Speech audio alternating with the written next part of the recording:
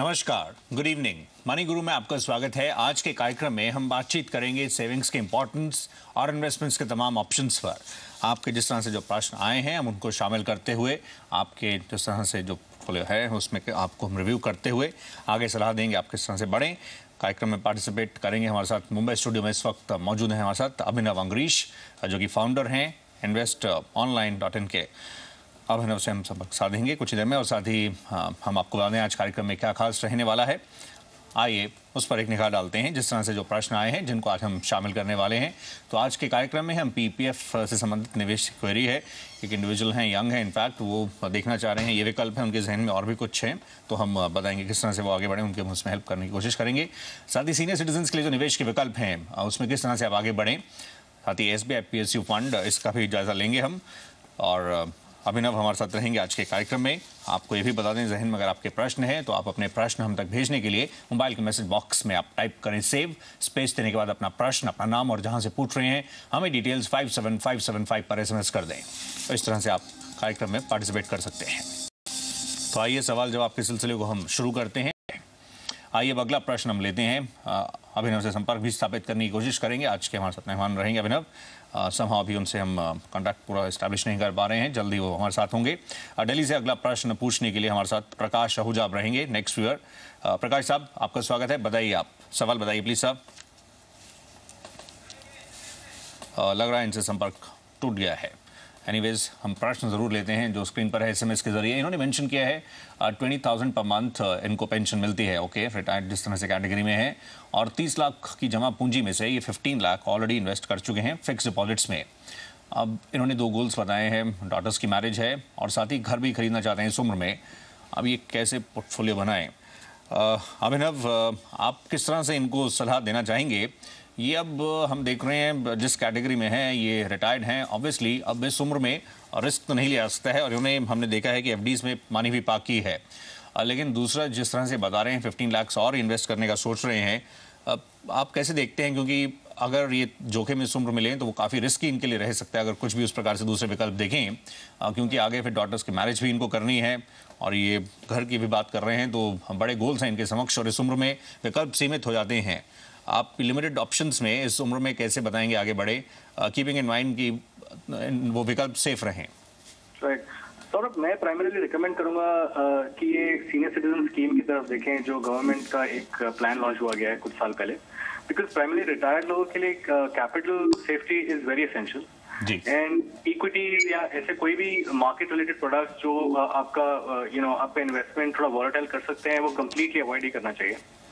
तो ये senior citizen scheme एक अच्छा प्लान है जिसमें करीबन 9% का इनको यील्ड आता है और 80C में टैक्स बेनिफिट भी मिलता है। ये ऑप्शन डेफिनेटली चूज कर सकते हैं और इसमें मैं सजेस्ट करूंगा कि अब करीबन 30 लाख में से 10 लाख रुपए तक का इन्वेस्टमेंट कर लें। बहुत सेफ इन्वेस्टमेंट है ये। दो बाजार के फिक्स डिपॉजिट रेट से थोड़ा कम होगा लेकिन कंपैरेटिवली सेफ ऑप्शन के लिए ये काफी रिकमेंड होगा and definitely for the tax benefit also. तो इसमें वो करीबन 22,500 के आसपास एवरी क्वार्टरली तक की इनकम कमा सकते हैं। दूसरा ऑप्शन मैं सजेस्ट करूंगा म्यूचुअल फंड्स के थ्रू जो फिक्स मैच्योरिटी प्लान आता है ये भी काफी सेफ ही है और इनका रिटर्न्स भी काफी अच्छा है, टैक्स एफिशिएंट रिटर्न्स भी है। तो म्यूचुअल फिक्स मैच्योरिटी प्लान या FMP जो इनको कहा जाता है करीबन आज के टाइम पे 9.5-10% के बीच का रिटर्न दे रहे हैं। ये एक ऑप्शन चूज कर सकते हैं और थोड़ा सा मैं सजेस्ट ये भी करूंगा कि वो मंथली इनकम प्लान भी चूज करें जो अगेन म्यूचुअल फंड्स के थ्रू आता है जिसमें एकदम छोटा इक्विटी में एपेटाइट होता है। तो इससे इनका प्रिंसिपल प्रोटेक्टेड रहेगा comparatively over long term, but जो 10% का इक्विटी एक्सपोजर होगा कंपैरेटिवली जब बाजार बढ़ेगा तो ये अच्छा किकर देगा उनके डेट के रिटर्न्स को। तो that makes lot of sense to do. Right, तो इस उम्र में जिस तरह से कुछ विकल्प आपके समक्ष अभिनव ने रखे हैं, इनफैक्ट इस तरह से आप ये बढ़ सकते हैं, तो जनरली कोशिश यही रहेगी कि वो सेफ विकल्प रहें और तो प्रयास उसी प्रकार से आपके समक्ष रखे गए हैं तो उसके अकॉर्डिंगली आप ये बढ़ सकते हैं क्योंकि जो ऑप्शंस है वो लिमिटेड हैं लेकिन उनमें भी जो बेहतरीन रह सकते हैं वो आपको बताने की कोशिश की गई है। हम एक ब्रेक के लिए रुकते हैं। अभी हमने कुछ प्रश्नों को शामिल किया है, SBI PSU फंड को भी हम चेक करेंगे ब्रेक के उस पार। साथ ही कई और प्रश्न आए हुए हैं जिनका हम जायजा लेने की कोशिश करेंगे। ATM ट्रांजैक्शन चार्ज संबंधित क्वेरी है जिसमें एक समय हमने देखा था बिल्कुल फ्री थे लेकिन उसमें कई रिस्ट्रिक्शंस अब हैं, तो किस तरह से आप प्रेजेंटली इनके साथ आगे बढ़ सकते हैं उसका हम जायजा लेते हुए, साथ ही एक इंडिविजुअल ने गोल सेट किया है 20 ईयर्स में 3 करोड़ तक पहुंचना चाहते हैं। उनकी प्रोफाइल को देखते हुए हम कोशिश करेंगे उनको इसमें आगे किस तरह से वो आप इस टारगेट तक आगे पहुंचे, कैसे इसको अचीव करें। साथ ही रिटायरमेंट प्लानिंग संबंधित भी एक क्वेरी है। एक यंग इंडिविजुअल हैं लेकिन अर्ली प्लान कर रहे हैं रिटायरमेंट को, तो किस तरह से ये पूरा गोल अचीव करे जाएं, इन पर बातचीत करेंगे। एक छोटा सा ब्रेक लेकर हम जल्दी हाजिर होते हैं। Welcome back. आज बातचीत हो रही है निवेश के तमाम विकल्पों पर। आपके प्रश्नों को हम शामिल कर रहे हैं और कार्यक्रम में पार्टिसिपेट कर रहे हैं। मुंबई से हमारे साथ बने हुए हैं investonline.in से अभिनव अंग्रेश। और अगला प्रश्न आइए हम शामिल करते हैं। अगला प्रश्न जो है वो SBI PSU फंड पर है और देखते हैं एग्जैक्टली किस तरह से ये सवाल आया है। ये सुरजीत दास का प्रश्न है, असम से प्रश्न है और ये जानना चाह रहे हैं इसमें ये 1000 पर मंथ निवेश कर रहे हैं, ये फंड कैसा है। इस पर अगर हम आपको राय दिलवाते हैं, हमारे साथ जिस तरह से अभिनव मौजूद हैं। अभिनव, आप किस तरह से देखते हैं, लास्ट ईयर हमने देखा मई के मंथ में ये लॉन्च किया गया था, इसको लेकर काफ़ी उस समय हाइप था, एक्सपेक्टेशंस थी, ये PSU स्टोरीज इस तरह से थी उसको लेकर, लेकिन समा उसके बाद कई सारे प्रेशर्स रहे हैं। आप अब किस तरह से अब जो प्रेजेंटली जिस तरह से इसकी परफॉर्मेंस रही है उसको देखते हुए इनको एडवाइस करेंगे कैसे आगे बढ़ना चाहिए? Saurabh, actually SBI PSU fund काफी एक डिसअपॉइंटिंग फंड रहा है since the time of launch. अगर आप अभी भी लास्ट 1 ईयर का भी अगर आप रिटर्न देखते हैं तो ये -17% के आसपास है, जबकि PSU index is only down -13%। ना कि ये फंड को बेंचमार्क बीट करना चाहिए, बल्कि बेंचमार्क से अधिक रिटर्न देना ही चाहिए, तभी इन्वेस्टर म्यूचुअल फंड में इन्वेस्ट करता है। बिल्कुल। तो मेरी सलाह इनसे यही रहेगी कि ये फंड को ये एग्जिट करें, हिट लें एक बार कि उनको लॉस हो चुका है, इसको एक्सेप्ट करें और डेफिनेटली इसमें तो SIP स्टार्ट नहीं करें तो ही बेहतर है।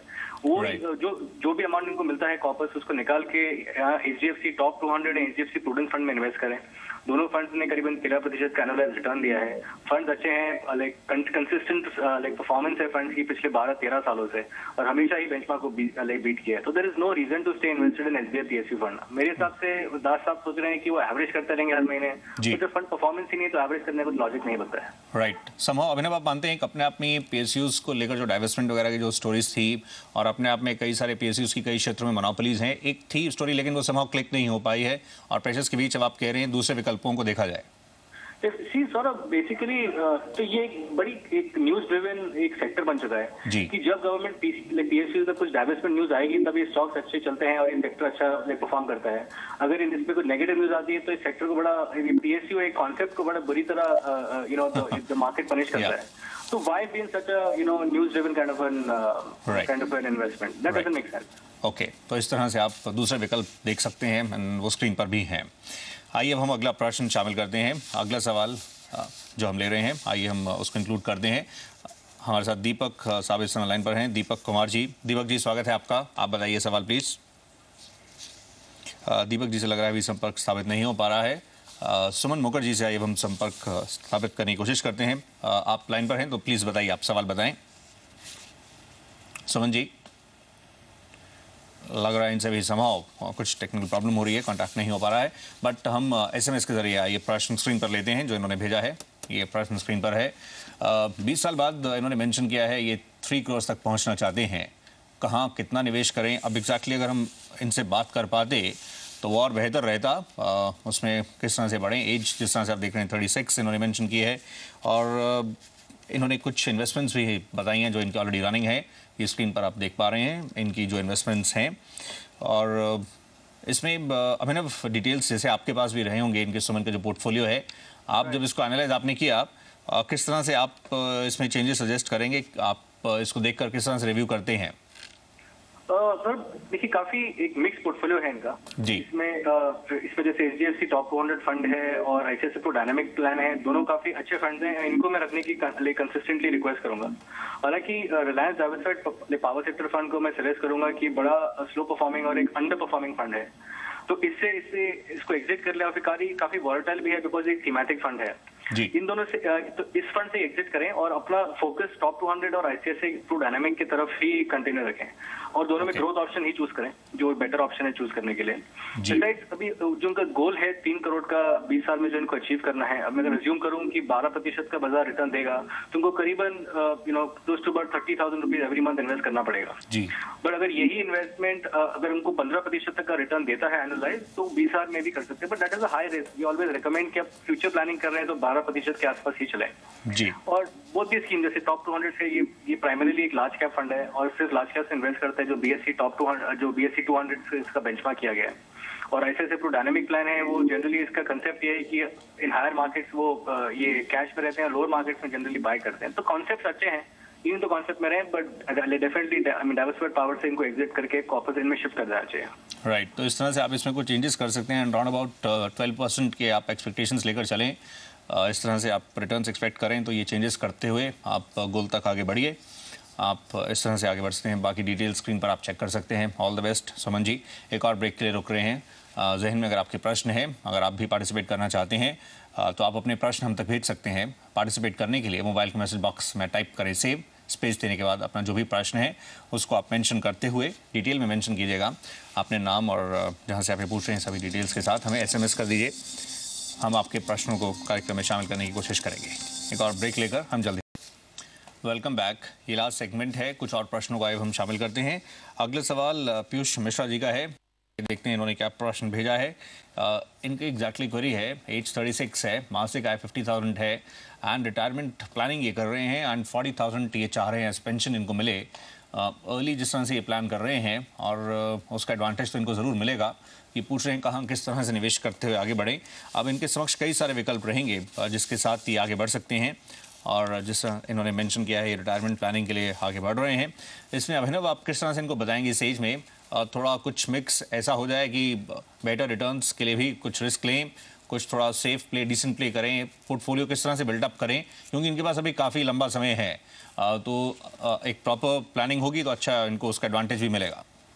एग्जैक्टली सौरभ, काफी इंटरेस्टिंग क्वेश्चन है और मैं उसको दो भाग में लेना चाहूंगा। जैसे आपने कहा इनके पास 24 साल हैं फिलहाल, अभी रिटायर होने का जो प्लानिंग कर रहे हैं वो काफी अच्छी बात है। तो मैं सजेस्ट करूंगा कि पहले 10 साल ये अग्रेसिव SIPs करें। तो इनके उसके लिए मैं 4 फंड रिकमेंड करूंगा जो प्राइमरीली लार्ज कैप और मिड कैप की तरफ हैं, 2 लार्ज कैप और 2 मिड कैप। इसमें ICICI Pru focus blue chip fund है, बिरला फ्रंटलाइन इक्विटी है, HDFC मिड कैप है और सुंदरम सेलेक्ट मिड कैप है। इन चारों फंड ने करीबन 16 से 20% का एनुअलाइज्ड रिटर्न दिया पिछले 3 सालों में और अच्छे परफॉर्मिंग फंड है, तो आगे चल के भी देने की गुंजाइश है। 10 साल बाद मैं रिकमेंड करूंगा कि 10 साल खत्म होने के बाद ये फिक्स इनकम में शिफ्ट हो जाए। ये मैं सेफ्टी के लिए सजेस्ट कर रहा हूँ और अज्यूमिंग कि कि आज का अगर इन्फ्लेशन 6% के आसपास है, उनको 40,000 रुपए पर मंथ की जरूरत है, तो 24 साल बाद इसकी जरूरत करीबन 90,000 के आसपास। एब्सोल्युटली, जी जी। राइट, तो इसके बाद वो अगर जो इनका फिक्स कॉर्पस आएगा, जो 24 साल की जो 14 साल के लिए ये इन्वेस्ट करेंगे, उसको अगर 9% पे भी अगर लगाएं, अभी एक फिक्स इनकम का यील्ड लें, तो करीबन 1 करोड़ 60-61 लाख के आसपास इनको वापस बन जाएगा। जिसको अगर आप पूरा कॉर्पस को टोटली इन्वेस्ट करेंगे at the same rate of return, तो इनको करीबन महीने के लाख रुपए तक की पेंशन या आप इनकम जैसा चाहे आप बोल सकते हैं। राइट, तो मेरे ख्याल से एक ब्रेकिंग स्ट्रैटेजी है और 10 साल के बाद जब इक्विटी की एक्सपोजर खत्म हो जाए, 14 साल के लिए फिक्स इनकम में रहें जिससे इनको रिस्क नहीं लगेगा, बिकॉज अक्यूमुलेटिंग स्टेज खत्म हो चुकी है। That is the right way of going forward. Right, तो इस तरह से आप आगे बढ़ें और इनफैक्ट ये आपकी प्लानिंग आप जिस तरह से अभिनव ने आपके समक्ष रखी है उसके अकॉर्डिंगली आप आगे बढ़ सकते हैं। एंड ये जो आपने इनफैक्ट पेंशन का जिक्र कर रहे थे, या अभिनव ने जैसे इन्फ्लेशन का भी मेंशन किया, उसको कंसिडर करते हुए, मद्देनजर रखते हुए प्लानिंग करनी चाहिए। तो आप उस पहलू को गौर करते हुए ये कुछ विकल्प रखे गए हैं जिस रूट से और जिस प्रोसेस से आप ये ओवरऑल प्लानिंग पूरी कर सकते हैं। कार्यक्रम को यहीं वाइंड अप करना चाहेंगे हम। कई और प्रश्न थे जिनको शामिल करना चाह रहे थे लेकिन समय इतना ही है, तो इसी नोट पर कार्यक्रम को वाइंड अप करते हुए अभिनव अंगरीश आपका शुक्रिया करना चाहेंगे आप फोन लाइन पर हमारे साथ जुड़ने के लिए। धन्यवाद। फिलहाल अभी के लिए इतना ही। नमस्कार।